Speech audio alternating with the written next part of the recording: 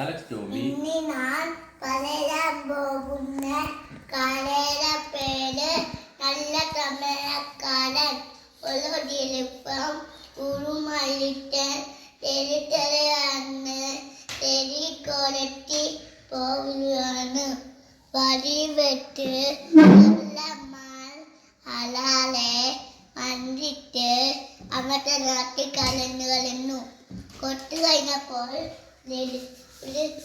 ഒരു വില്ലൻ ആ വഴി വന്നു. കണ്ടിട്ടും കാണാത്ത പോലെ പോയി.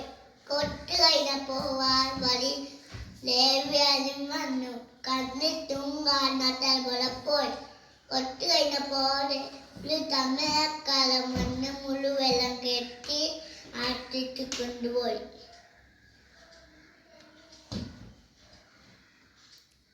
അടുത്തുള്ള സത്രത്തിൽ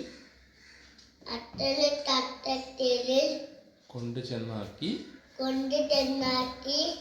രണ്ട് മലിന്റെ കുരുത്തണം 2 ധനാറ കൊടുത്തിട്ട് പറഞ്ഞു,